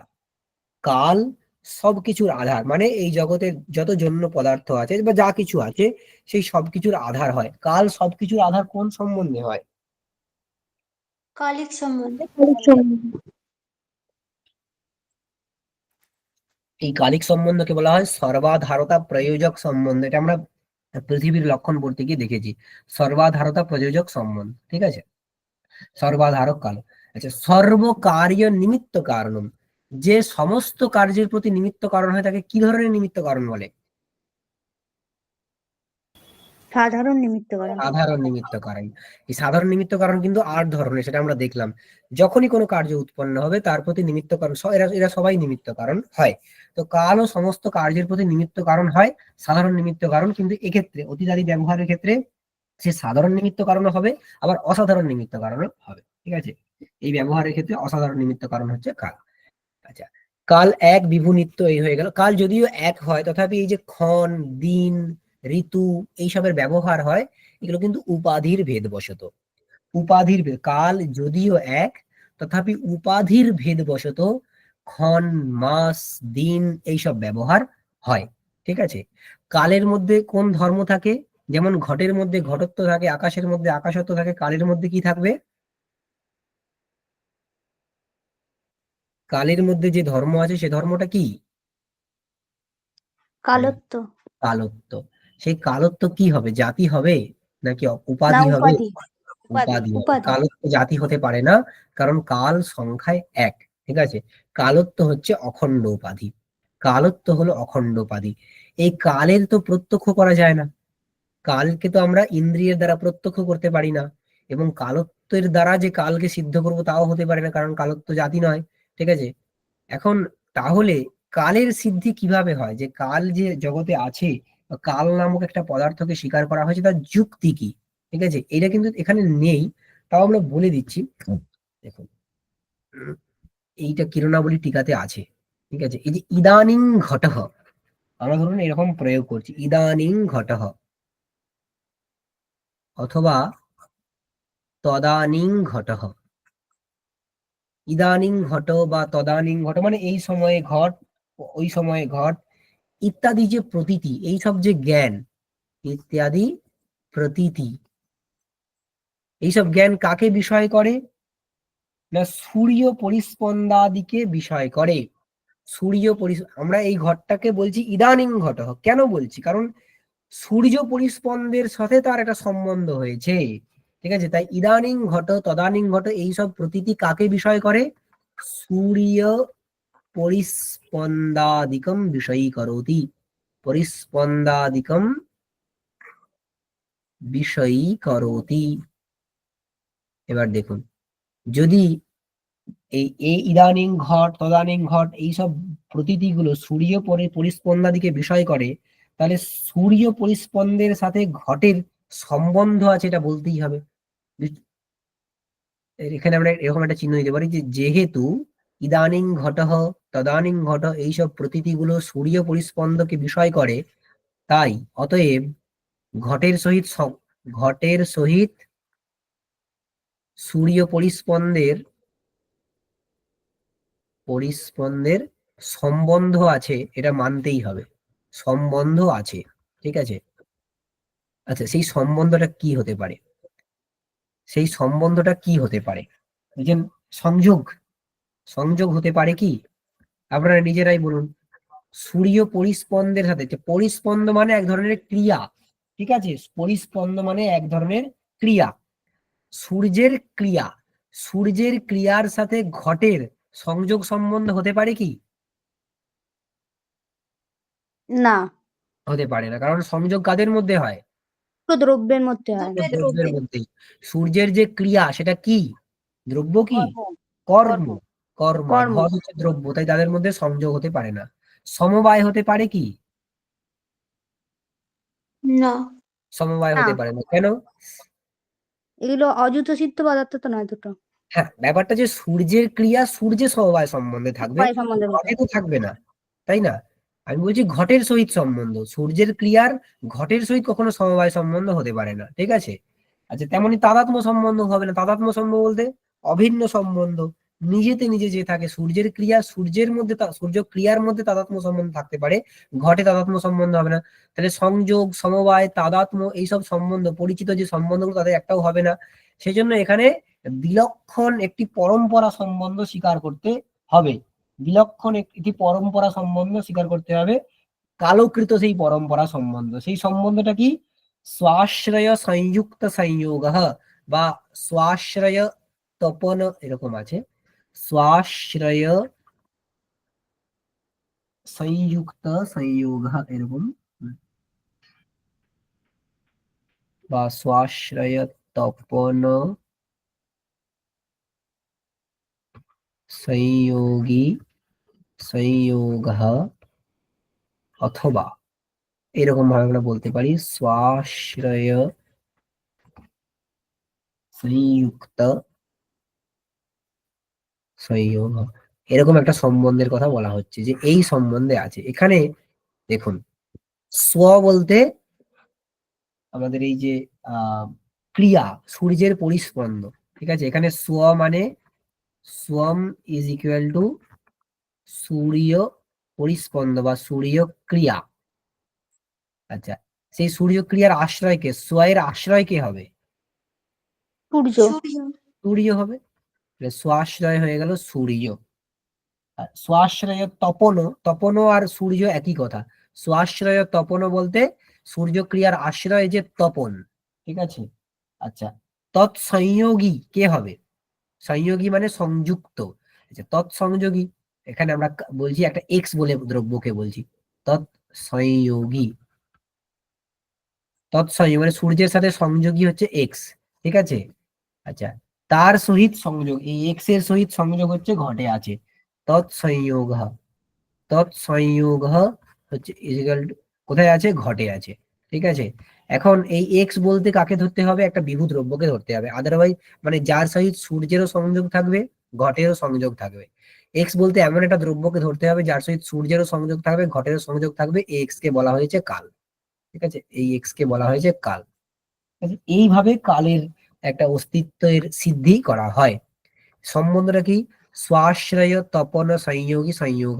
এখানে সোয়াম বলতে সূর্য ক্রিয়া, তার আশ্রয় হচ্ছে সূর্য, সেই সূর্যের সাথে সংযোগী মানে সূর্যের সাথে সংযুক্ত হয়ে আছে কালের, সেই কালের সাথে সংযোগ আছে ঘটের। ওই জন্য ইদানিং ঘট এই প্রতীতি আমাদের হতে পারে। আমরা যদি এটা দেখি, স্বাশ্রয়ে সংযুক্ত সংযোগ, এখানে সোয়া বলতে সূর্য ক্রিয়া, তার আশ্রয় হচ্ছে সূর্য, তৎসংযুক্ত হলো কাল, তার সহিত সংযোগ আছে ঘটের। তাই স্বাশ্রয় সংযুক্ত সংযোগ সম্বন্ধে সূর্য ক্রিয়ার সাথে কার সংযোগ, কার সম্বন্ধ হলো? এই টোটাল যে সম্বন্ধ ঘটে। হ্যাঁ, সূর্য ক্রিয়ার সাথে ঘটের সম্বন্ধ হলো এই পরম্পরা সম্বন্ধে। এই কারণে আমরা ইদানিং ঘটহ তদানীং ঘটহ এইরূপ ব্যবহার করতে পারি, ঠিক আছে। আর এই সম্বন্ধের ঘটক হিসাবে মাঝখানে কাকে স্বীকার করতে হবে? কালকে। দেখুন, কালকে। এই সম্বন্ধের ঘটক হিসাবে কোনো একটা বিভু দ্রব্যকে স্বীকার করলেই হয়ে যায়। প্রশ্ন উঠে আসে না যে কোনো একটা বিভু দ্রব্যকে স্বীকার করলেই তো হয়ে যায়, এবং বিভু দ্রব্য আমাদের কাছে আছে। আকাশ আছে, আত্মা আছে, দিক আছে, আপনি কেন কালকেই বলছেন? বলছেন দেখুন, যে কোনো একটা বিভু দ্রব্যকে স্বীকার করলেই হয়ে যাবে মাঝখানে, কিন্তু আমাদের কাছে আরো তিনখানা দ্রব্য আছে, আকাশ আছে, আত্মা আছে, দিক আছে। কোনটাকে স্বীকার করব? যে কোনো একটাকেই তো স্বীকার করতে হবে। এখন তিনটেই আছে, কোনটাকে স্বীকার করবো এতে কোনো বিনিগমনা নেই। বিনিগমনা মানে একতর পক্ষপাতিনী যুক্তি। বিনিগমনা বলতে একতর পক্ষপাতিনী যুক্তি। তিনটেরই সেখানে প্রসঙ্গ হয়ে যাচ্ছে, তিনটের মধ্যে আপনি যে কোনো একটা নিতে পারেন, কিন্তু কোনো একটা যখন নিতে যাব তাতে কোনো যুক্তি দিতে হবে এক্সট্রা, তার কোনো বিনিগমনা নেই। বিনিগমনা নেই বলে এখানে নূতন একটা দ্রব্যকে স্বীকার করা হয়েছে কাল বলে। আকাশ বা আত্মা বা দিক যে কোনো একটাকে নিতে গেলে কোনো বিনিগমনা দিতে হতো, যেহেতু বিনিগমনা নেই তাই নতুন একটা দ্রব্যকে স্বীকার করা হয়েছে কাল বলে, ঠিক আছে। ব্যাস, আবার একবার বলছি যে যখন ইদানিং ঘটহ তদানিং ঘট এইসব প্রতীতিগুলো যখন হয়, প্রতীতি মানে জ্ঞান, সেই জ্ঞানগুলো আমাদের যখন হয় সেই জ্ঞান কিন্তু সূর্য পরিস্পন্দাদিকে বিষয় করে। সূর্য পরিস্পন্দাদিকে বিষয় করে মানে ঘটের সহিত সূর্য পরিস্পন্দের কোনো না কোনো সম্বন্ধ নিশ্চয়ই হয়। এখন ঘটের সহিত সূর্য পরিস্পন্দের সম্বন্ধ বলতে আমাদের পরিচিত সম্বন্ধগুলো হতে পারে কি? আমরা দেখছি এখন পরিচিত সম্বন্ধের মধ্যে প্রথম সম্বন্ধ হচ্ছে সংযোগ। সংযোগ হতে পারে না ঘটক ক্রিয়ার, ঘটের সহিত সূর্য ক্রিয়ার সংযোগ সম্বন্ধ কখনো হতে পারে না, কারণ সংযোগ দুটো দ্রব্যের মধ্যে হয়। সমবায়, সূর্য ক্রিয়া সূর্যে সমবায় সম্বন্ধে থাকলেও ঘটে সমবায় সম্বন্ধে থাকতে পারে না। তাদাত্ম্য তো হবেই না, কারণ এরা অভিন্ন নয়। তাই পরিচিত সম্বন্ধগুলো যেহেতু হতে পারে না, তাই এখানে একটু পরম্পরা সম্বন্ধ কল্পনা করা হয়েছে। সেই পরম্পরা সম্বন্ধটা হচ্ছে এরকম, স্বাশ্রয় তপন সংযোগী সংযোগ বা স্বাশ্রয় সংযুক্ত সংযোগ। সেই তার মাঝখানে সে আমরা জানি পরম্পরা সম্বন্ধ কিন্তু সাক্ষাৎ, কয়েকটা সাক্ষাৎ সম্বন্ধের যোগে তৈরি হয়, ঠিক আছে। আর সেই সাক্ষাৎ সম্বন্ধের মধ্যে একাধিক সম্বন্ধী থাকে। সেখানে প্রথম সম্বন্ধী হচ্ছে সূর্য ক্রিয়া, তার আশ্রয় হলো সূর্য, সেই সূর্যের সহিত সংযোগী হচ্ছে কাল, সেই কালের সহিত সংযোগ আছে ঘটে। অতএব সূর্য ক্রিয়ার সাথে ঘটের সম্বন্ধ রয়েছে স্বাশ্রয় তপন সংযোগী সংযোগ এই সম্বন্ধে। এই সম্বন্ধের কারণে ঘট সূর্য ক্রিয়া সহিত সম্বন্ধ যদি এরকম বলতে পারি, তার কারণে ইদানিং ঘট তদানীং ঘট এরূপ ব্যবহার আমাদের হয়। এইভাবে কালের অস্তিত্ব সিদ্ধি হয়, ঠিক আছে। তো যেহেতু কালকে চোখে প্রত্যক্ষ করা যায় না বহির্ন্দ্রিয়ের দ্বারা, তাই জন্য কালের অস্তিত্ব সিদ্ধির জন্য এই প্রক্রিয়ার কথা বলা হয়েছে, ঠিক আছে। ব্যাস হয়ে গেল। আচ্ছা, এই হচ্ছে কাল বিষয়ে কার কোনো প্রশ্ন আছে? আরেকবার বলুন, হ্যাঁ বলুন। বিনিগমনটা আরেকবার বলুন। বিনিগমনা বলতে এখন এখানে একটি প্রশ্ন করা যায় যে এই যে মাঝখানে আপনি কালকেই কেন ধরছেন? এখানে সম্বন্ধী হিসাবে সূর্য এবং ঘটের মাঝখানে কালকেই কেন ধরছেন? যে কোনো একটা বিভু দ্রব্যকে স্বীকার করলেই এটা হয়ে যায়, ঠিক আছে? যেমন আমরা যদি আকাশ ধরতাম, আকাশ যেহেতু বিভু, তাই সূর্যের সাথে আকাশের সংযোগ থাকবে কিনা? হ্যাঁ। এবং ঘটের সহিত আকাশের সংযোগ থাকবে। তাহলে মাঝখানে আকাশকে রেখে এইটা কল্পনা করুন, এই স্বাশ্রয়ে তপন সংযোগ এটার কথা বলুন, মাঝখানে কালকেই কেন আনছেন? ঠিক আছে, এই প্রশ্ন আসতে পারে। কিন্তু যখনই যিনি এই প্রশ্ন করবেন যে আকাশকে রাখুন, আমরা বলতে পারি শুধু আকাশকে কেন, আপনি আত্মাকে রাখুন, আত্মাও তো বিভু, তাই না? আচ্ছা, আপনি দিককে রাখুন, দিকও তো বিভু। তাহলে তিনটে জিনিস চলে আসছে। এবার কোনো একটাকে যখনই আমি দিতে যাব, তিনটের মধ্যে কোনো একজনকে যখনই দিতে যাব, ঠিক আছে, অনেক সময় হয় না যে একটাই আমার কাছে জিনিস রয়েছে আর সেখানে দেওয়ার মতো তিনজন রয়েছে, সেই জিনিসটাকে ভাগও করা যাবে না, এই তিনজনের মধ্যে কাকে দেব? তার থেকে না দেওয়াই ভালো, এরকম ব্যাপার আর কি। তো আকাশ, আত্মা, দিক, সেই তিনজনের মধ্যে কাউকে একটা নিলেই হয়ে যাবে। কাকে নেব? যাকেই আমরা নিতে যাবো, এটা যদি দর্শন, এখানে যুক্তি দিতে হবে যে কেন আমি একে নিতে যাচ্ছি। এই যুক্তিকে বলে যখন দুটো তিনটে জায়গায় একই সঙ্গে এক বিষয়ের প্রাপ্তি থাকে, তখন যখন আমরা একটা জিনিসকে নিই তাতে কোনো যুক্তি দিতে হয়, সেই যুক্তিকে বলা হয় বিনিগমনা। ঠিক আছে, বিনিগমনা বলতে লিখে নিন, একতর পক্ষপাতিনী যুক্তিহি। বিনিগমনা বলতে, বিনিগমনা ইজ ইকুয়াল টু একতর পক্ষপাতিনী যুক্তিহি।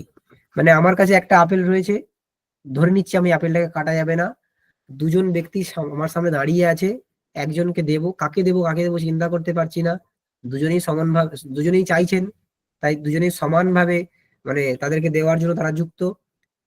কিন্তু আমি দেব একজনকে, কাকে দেব? তাতে করে যুক্তি, আমার কাছে যে যুক্তি এসে পৌঁছালো যে আমি দেখেছি এই ব্যক্তিটা দুদিন খায়নি, তার মানে এ বেশি ক্ষুধার্ত, তাই আমি একে দিলাম। ঠিক আছে, এই যে কোনো একজনকে দিলাম যে বেশি ক্ষুধার্ত, কেন দিলাম? কারণ আমার কাছে একটা যুক্তি রয়েছে, একে না দিয়ে একে দেওয়ার জন্য একটা যুক্তি রয়েছে, এই যুক্তিটাকে বলা হয় বিনিগমনা বা একতর পক্ষপাতিনী। আমি আরেকজনকে কাজকে না দিয়ে এর প্রতি পক্ষপাত করলাম, কেন? কারণ তার পক্ষপাতে একটি যুক্তি রয়েছে, এই যুক্তিটাকে বলা হয় বিনিগমনা। ঠিক আছে, এইখানে আকাশ, আত্মা বা দিক, কোনো একটাকে এই সম্বন্ধের ঘটক রূপে চিন্তা করতে গেলে তাতে একটা বিনিগমনা লাগে, কিন্তু সেই বিনিগমনা আমার কাছে নেই। বিনিগমনা নেই বলে তার থেকে বরং একটা অন্য দ্রব্যের কল্পনা করা উচিত, এবং এই অন্য দ্রব্যের যে কল্পনা, এর কারণেই এই সম্বন্ধের ঘটক রূপে কালকে আমরা স্বীকার করব। ঠিক আছে, সেই জন্য কালকে এখানে স্বীকার করা হয়েছে। এইভাবে কালের অস্তিত্ব সাধন করা যায়। দেখুন বোঝা গেল কিনা? ঠিক আছে, কাল হয়ে গেল। দিক, দিক এক্স্যাক্টলি একই ধরনের পদার্থ। হ্যাঁ, আমার একটা প্রশ্ন আছে, এই যে আপনি প্রথমে কিভাবে লক্ষণটাকে অতিব্যাপ্তি থেকে মুক্ত করা হচ্ছে এটা বললেন, এটা মানে আমরা ফাইনাল যে লক্ষণটা সে পেলাম সেটা কোথায় পাবো? মানে এটা তো তর্কসংগ্রহ বা দীপিকাতে উল্লেখ নেই, এটা তাহলে কোথায় উল্লেখ আছে? এইটা এক মিনিট, আমার মনে হচ্ছে পদকৃত্য বা ন্যায় বোধিনীতে এই লক্ষণটা আছে। আচ্ছা, মানে অন্য টিকাতে পেয়ে যাব। হ্যাঁ হ্যাঁ, আচ্ছা, বুঝতে পেরেছি। এটা আপনি একবার পদকৃত্য টিকাতে দেখবেন, ন্যায় বোধিনী বা পদকৃত্য টিকাতে দেখবেন। আচ্ছা, আমি দেখবো। হ্যাঁ হ্যাঁ, ঠিক আছে। এটা হয়ে, আচ্ছা, কাল হয়ে গেল। এক্স্যাক্টলি একই ধরনের পদার্থ হচ্ছে দিক। সেই দিকে এখানে লক্ষণ করা হয়েছিল অতীতাদি ব্যবহার হেতু কাল, হয় এখানে লক্ষণ করা হয়েছে প্রাচ্যাদি ব্যবহার হেতুর দিক। প্রাচী বলতে পূর্ব, প্রতীচি মানে পশ্চিম, উদীচি মানে উত্তর, অবাচি মানে দক্ষিণ। ঠিক আছে, এই যে পূর্ব, পশ্চিম, উত্তর, দক্ষিণ, এইসব ব্যবহারের যে হেতু, এখানেও কিন্তু হেতুত্তম বলতে অসাধারণ নিমিত্ত হেতুত্তম এরকম বলতে পারেন। আগের যে আমরা ব্যাপারগুলো দেখিয়েছি, যে হেতুত্তম বলতে যদি আমরা টোটাল বুঝি তাহলে আকাশে অতিব্যাপ্তি হবে, অতএব নিমিত্ত কারণ বলতে সেই সবগুলো এখানে আসবে, সবগুলো আপনারা এটাকে মিলিয়ে দেখবেন। ঠিক আছে, এটা আপনাদের কাজ থাকলো যে প্রাচ্যাদি ব্যবহার হেতুত্বম, এই লক্ষণটা কিন্তু ওই পর্যন্ত যাবে, বিভুত্বে সতি প্রাচ্যাদি ব্যবহার অসাধারণ নিমিত্ত হেতুত্বম, এর মাঝখানে যতগুলো পদ অ্যাড হলো সেই পদগুলোর কারণ কি, যুক্ত হওয়ার কারণ কি, সেটা আপনারা নিজেরা পরীক্ষা করে আসবেন। ঠিক আছে, এটাকে বলে পরীক্ষা লক্ষণের। আচ্ছা, তারপরে প্রাচ্যাদি পদের তাৎপর্য কি, যাতে করে কালে অতিব্যক্তি না হয়ে যায় অতীতাদি পদকে ধরে। ব্যাস, এইটা আপনারা দেখে আসবেন। আচ্ছা, এই যে দিক, এই দিকও কিন্তু, আচ্ছা দিক শব্দটা হচ্ছে স্ত্রীলিঙ্গ শব্দ, সেই জন্য সা চ একা এরকম বলা হয়, যে সা চ মানে সেই দিক হচ্ছে একা এক, বিভি মানে বিভু এবং নিত্য, সেই দিক হচ্ছে এক, বিভু এবং নিত্য। ঠিক আছে, দীপিকাতে বলছেন দিশো লক্ষণমাহ প্রাচী ইত্যাদি। আর দিগপি কার্য মাত্র নিমিত্ত কারণ, দিকও কিন্তু সমস্ত কার্যের প্রতি নিমিত্ত কারণ হয়, সাধারণ নিমিত্ত কারণ হয়। দিকও সমস্ত কার্যের প্রতি সাধারণ নিমিত্ত কারণ হয়। এই ক্ষেত্রে প্রাচী প্রভৃতি ব্যবহারের ক্ষেত্রে সে অসাধারণ নিমিত্ত কারণ। দিকেরও একটা সিদ্ধি, যেহেতু দিককে আমরা ইন্দ্রিয়ের দ্বারা প্রত্যক্ষ করতে পারি না, তাই দিক সিদ্ধির একটা প্রসেস রয়েছে। যাই হোক, সেই বিষয়ে আর আমরা আসছি না। দিকের মধ্যে যে ধর্ম আছে দিক, তো সেটাও কিন্তু অখণ্ড উপাধি। আপনারা এটা দেখে আসবেন। ঠিক আছে, যদি আপনাদের ইন্টারেস্ট থাকে আমি নেক্সট দিন বলে দেব। আচ্ছা, এরপরে আত্মা আর মন, এই দুটো দ্রব্য হয়ে গেলে, এই দুটো দ্রব্যের মধ্যে অনেক কথা আছে, সেগুলো হয়ে গেলে আমরা না এরপরে যে রূপ রস ইত্যাদি আছে এটা একটু তাড়াতাড়ি করব, কারণ আমরা খুব স্লো আগাচ্ছি। অনেক দিন হয়ে গেল এখনো পর্যন্ত দ্রব্য শেষ করতে পারিনি, তাই রূপের জায়গাটা আমরা একটু চেষ্টা করব যাতে একটু তাড়াতাড়ি আগানো যায়, মানে বেশি এদিক ওদিক কথা না বলে যা দীপিকার মধ্যে যেটুকু আছে সেইটুকু নিয়ে আলোচনা করে আমরা ছেড়ে দেবো। ঠিক আছে, একটু ফাস্ট যেতে হবে। ঠিক আছে, আপনারা এটা দেখে আসবেন। এখানে রাখি তাহলে। আমাদের কোনো তাড়া নেই। ঠিক আছে। আচ্ছা, আর কোনো প্রশ্ন আছে? স্যার কর্ণ শুষ্কলি দেখবে যদি বলেন ভালো হয়। কর্ণ শুষ্কলি মানে এই যে আমাদের মানে কানের যে অংশটা না, এটাকে কর্ণ শুষ্কলি বলে। এই যে আমরা কানের পর্দা বলে বলি যেটাকে, ওইটা কি কর্ণ শুষ্কলি বলে বলা হয়। ঠিক আছে। হ্যাঁ, এখন এইটা তো আলাদা আলাদা। আকাশ সব জায়গায় এক রূপে থাকলেও আপনার যে কর্ণ শুষ্কলি আর আমার যে কর্ণ শুষ্কলি, সে দুটো তো এক নয়, সে দুটো আলাদা আলাদা, তাই না? সেই জন্য আমার কাছে শ্রবণেন্দ্রিয় আলাদাভাবে প্রতীত হয়, আপনার কাছে আলাদাভাবে প্রতীত হয়। আমার কর্ণ শুষ্কলির মধ্যে যদি কোনো কিছু খারাপ হয়, অপটুতা তৈরি হয়, তাহলে আমি ভালো শুনতে পাবো না। ঠিক আছে, সেইটা আকাশের কোনো দোষ নয়, আমার কর্ণ শুষ্কলির দোষ। উপাধির দোষটা উপহিততে আরোপ হয়। ঠিক আছে, উপাধির দোষটা উপহিততে আরোপ হয়। আমরা সেই জন্য বলি যে আমার শ্রোত্রেন্দ্রিয় খারাপ হয়েছে। অ্যাকচুয়ালি শ্রোত্রেন্দ্রিয় খারাপ হয় না, শ্রোত্রেন্দ্রিয়ের যে উপাধি সেইটা খারাপ হয়েছে। ঠিক আছে, ঠিক আছে, আর কারো কোনো প্রশ্ন আছে? ঠিক আছে, তাহলে এখানে রাখি।